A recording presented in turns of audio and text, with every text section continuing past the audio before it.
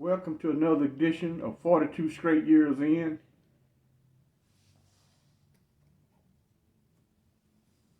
I got my shank out. I got to ease it back in. On my crackhead update, I was out cleaning my old lady's car off. For some reason, some type of dust blows on your vehicle in this parking lot. Every time I go out, my car and hers is covered with some type of dust. So I was cleaning the windshield. I heard a lady kept saying, "Hey you, hey you." I don't answer to no "hey you." So in the cool, I'm trying to glance around without looking directly at other people's patio. And I saw this lady she was on the fourth floor out on her balcony hollering down at me. Now, I'm a long way from this lady. So I just ignored her and kept cleaning the cars off. And she came down. She must have got in the elevator. But the elevator here, they got 3 elevators. One of them is always broke. They're always working on it. So evidently it must be back working because she came down fast in a summer gun. She walked over. She said, "Hey, man, you didn't hear me talking to you?" I said, "No." She said, "I want to pay you to take me to Kroger." I said, "No, I don't even roll like that." She said, "What do you mean you don't roll like that?" She said, "The car got 4 wheels on it. What are you talking about it don't roll? Is something wrong with it? I see you driving it all the time." I said, "Ain't nothing wrong with it." I said, "I'm not into giving rides." I said, "It's probably somebody else will take you to Kroger, but I'm not going to do it." And she said, "What happened to the gentleman?" I said, "Well, I'm not a gentleman, I'm a heathen." She said, "Yeah, I can tell that." And I didn't feel like cursing the lady out. I was real respectful with her. And she walked off huffing and mumbling to herself. That's my crackhead update. So y'all know what it is. Get your shanks out. And let's get ready to ride. Because these fools just ain't gonna act right. You just won't leave you alone. People gotta walk up and talk to you. They don't even ask you your name. They don't say, "Good morning, my name is so-and-so," and they don't do nothing. Just walk up and demand stuff. We might have to ride on these clowns. Male or female, it don't make no difference. I speak a lot on Wildcat. When the federal court system got involved in the Texas prison system during the Ruiz versus Estelle lawsuit, man, all during that trial, man, Wildcat at the top of the list for the most vicious prison officials in Texas. He's top of the line. It would be him and Bear Track and a major from the Ellis unit, we call Big Jelly. His name is Major Steele. Lanny Steele, that was his name. But they stayed in the top of the list for most violent prison officials. Now, in '79, we saw a drastic change at the Ramsey unit.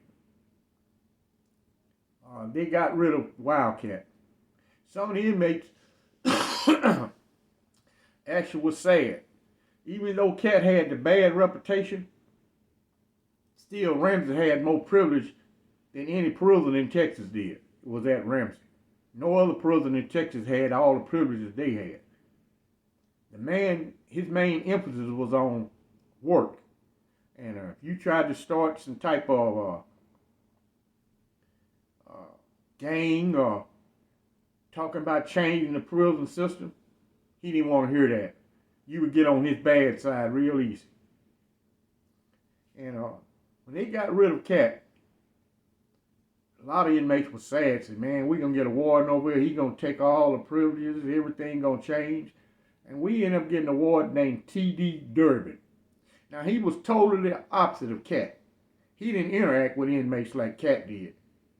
Cat loved to shoot the shit. You can talk to him. And he was the only warden in the Texas prison system you didn't have to say yes, sir, and no, sir, to. All the rest of them, you was going to say yes, sir, and no, sir. No ifs and buts. You ain't going to say no say, man, none of that. You was going to say yes, sir, no, sir. Cat, you could talk to him just like he's an inmate. You call him Cat. You ain't got to call him Warden Anderson. You ain't got to call him Warden anything. Just say Cat, and he'll talk to you. You ain't got to say no yes, sir, no, sir to him. And this was the baddest man Texas prison system had. But in some ways, he was fair as hell. Not trying to glorify him, but I'm just measuring him against the rest of the prison system. Now, we got a warden named T.D. Durbin. The inmate guard system still was in place. The food stayed the same. But he never, ever talked to no inmate. I ain't never seen this man talk to nobody. Matter of fact, you won't even see him. Occasionally, we'd be out in the field working. He'll ride up in the warden's car and talk to Red Ryder. But he don't interact with no inmates at all. The major started running the prison. The major ran everything, not him. You didn't never see him.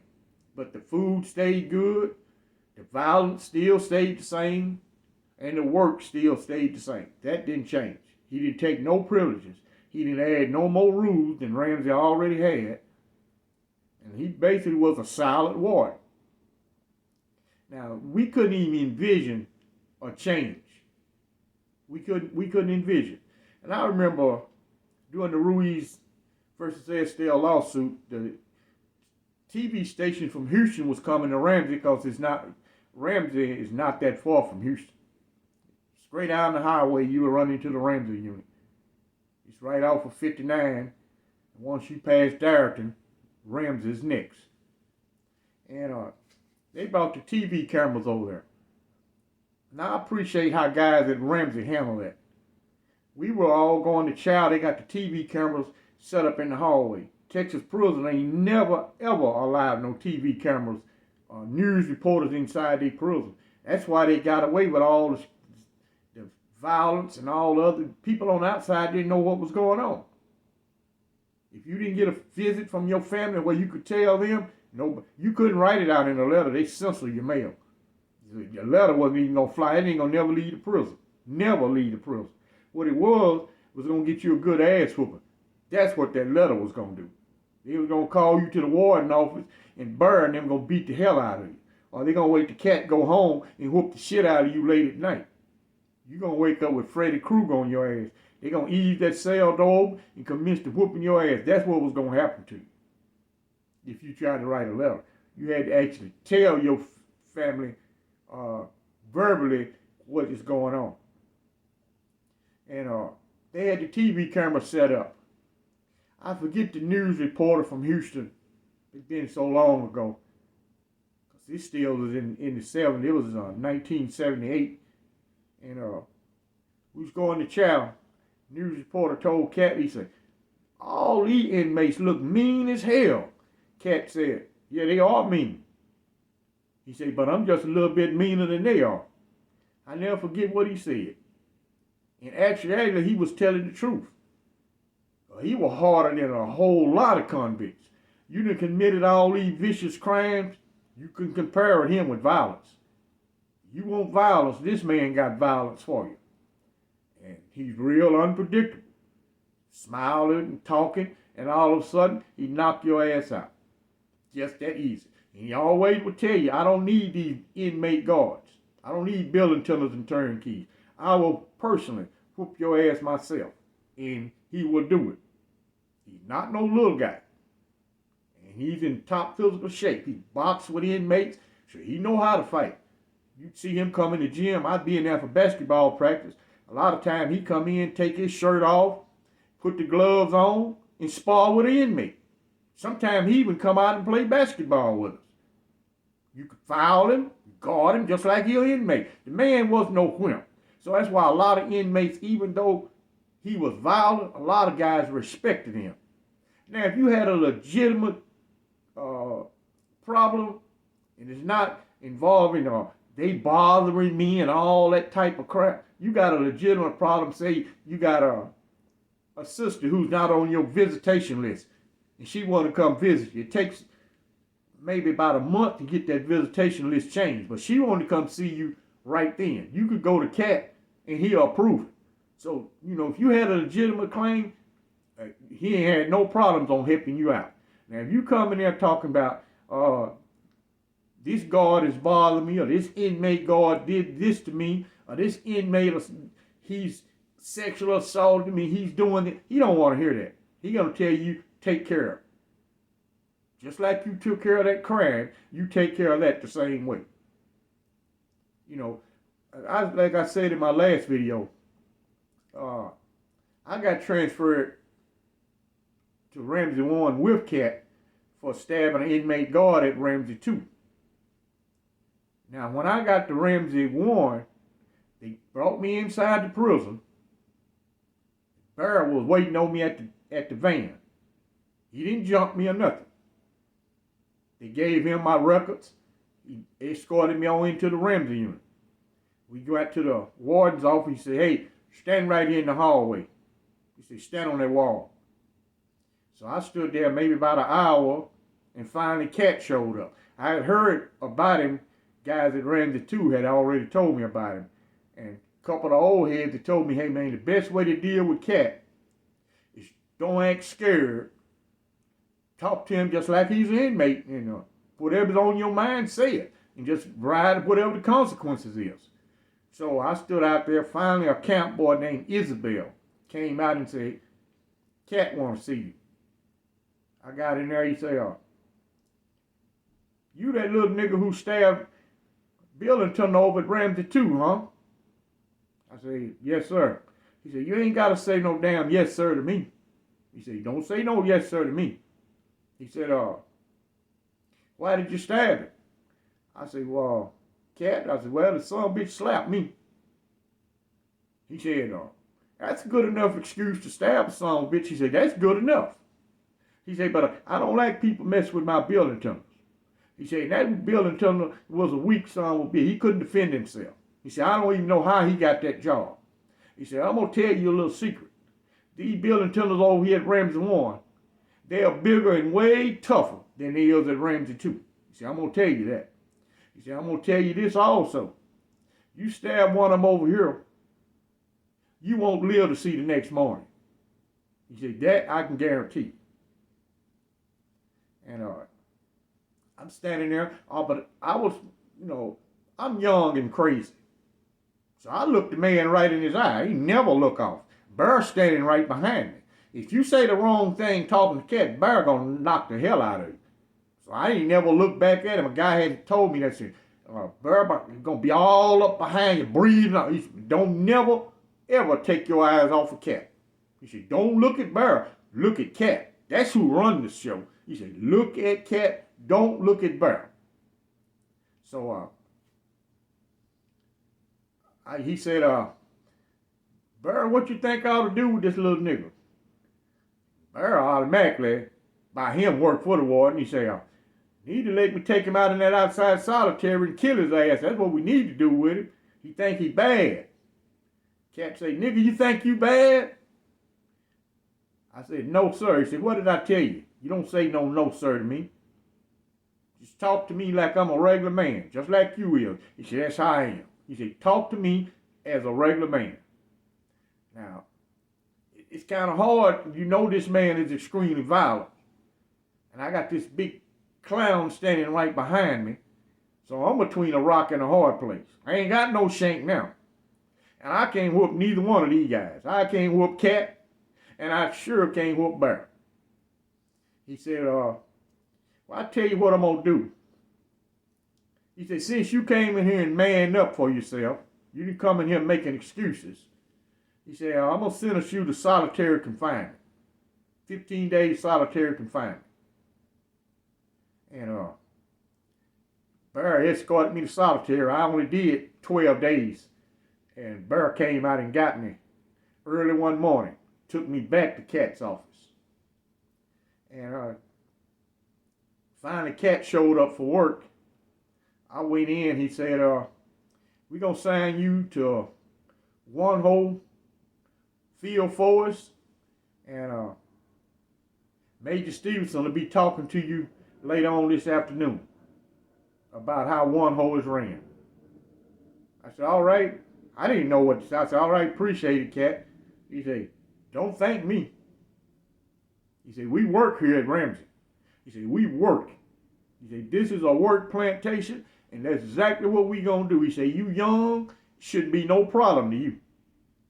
So I still didn't ever make it to the living quarter. I had to stand out in front of Red Ryder's office until they came in from work at 1 and came back in that evening about 5:30. I still was standing there. You know, the turnkey let me go use the restroom. I go get some water, but I still had to stand up. No sitting down, stand up. And I went and saw him. He talked shit to me. He said, I'm going to sign you to one hole. Hell, I'm young, in good shape. That work didn't even bother me. I was in top physical shape. It did not bother me. I didn't smoke cigarettes. I didn't drink coffee. I ain't had zero habits. All I would do is work in the fields and work out. And when I got later, one day I was sitting in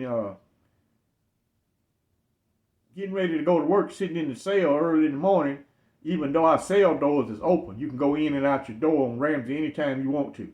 You lock your own door. Inmate guard, a building attendant, came up to my cell and said, they want you at the education department. You ain't got to go to work this morning. So I got up to the education department, and the guy asked who run the education department. They call him the E&R supervisor. E&R means education and recreation. By Texas was being self-supporting, all the work and crops and all that stuff we did, it paid for the college, it paid for the books, it paid for the basketball, the boxing gloves, the softball, all the equipment. It was paid for by inmates' labor. The taxpayer did not have to spend a dime. It was a self-supporting prison system. And E&R supervisor asked me, do I want to enroll in college? See, I see where you was enrolled in college on the outside, and you want to enroll in college. I said yes. Just to break the monotony of prison life. And we got all the student loans. We got the Pell Grant, which back then, I think it was $325, $350. It wasn't that much money, but it was a lot of money in 1970 dollars. And they would put that money in your prison account. They did not take your money and use it toward college. The Texas prison system paid for your college. You kept all the money in your account. But at the University of Houston, first thing you had to do was buy a typewriter. You must buy a typewriter. Because all their homework, it had to be typed double space. And if you did not know how to type, your first course is going to be typing 101. That's the first course you was going to take. They didn't have no remedial courses like they do now. Some guys been out of school a long time, they forgot algebraic equations, then forgot the stuff. But I had different books in my cell where I kind of kept abreast of academics. Wasn't that much to do in prison. You know, I was on the basketball team later on. I joined that at Ramsey. They saw I could hoop good. So that saved me sometime from the work, from going to the fields, because we have basketball practice. But people in the comments will be saying, I had a young guy once at the Polunsky unit. We were sitting around talking about old times, and I was discussing building tunnels. And he said, hey, man, you guys had to be cowards, man. He said, there's no way in the world I'll let another inmate run me. I use this hypothesis. I said, when we go to chow, Warden Alfred going to be standing in front of the chow hall. Do you have enough nuts to walk up and hit Warden Alfred in the mouth? Just walk up and hit him in the mouth on general principle. Man, I'm not going to hit that warden. I said, you wouldn't hit no inmate guard neither. They are way worse than that warden. These men serving a life sentence, 500-year sentence. 99 years. Go hit him in the mouth and see how that's going to work for you. I said, if you didn't have enough nuts to hit that warden, you ain't going to have enough nuts to hit an inmate guard. They would run you. Easy. Because you can't take hard time. I can look at some guys and tell, you couldn't do no hard time. I can see it in you. You a break. You ain't been through that starvation solitary. Not only did you get they starved the hell out of you, they whooped the shit out of you. Majority of the time you went to a Texas prison solitary, you was going to get beat up. And you was going to get starved for 15 days. And they would see real fast if you tough. I've seen a lot fall by the wayside. It was only elite few inmates could handle that harsh punishment he had. Ain't but a few could handle it. And we had, occasionally we would have unity among ourselves, but even under that system, we had more unity than what guys got now. They ain't got no unity. All these gangs and stuff, they're only for themselves. Yeah, also, a friend of mine just informed me at the Styles unit in Beaumont, Texas, that's the prison I was released from, they have the FBI and the U.S. Marshals, as I speak, is at that prison right now searching for cell phones and contraband. So far, they've located 52 cell phones. They have buses at the back gate transferring those guys right on the spot, transferring them to other prisons to try to break that prison down. That's what's going on now at the Mark Styles unit. And y'all follow me over on Patreon. The link will be in the description. And I'm going to do an Oh Lord on Patreon. And like and subscribe. And I thank you for watching.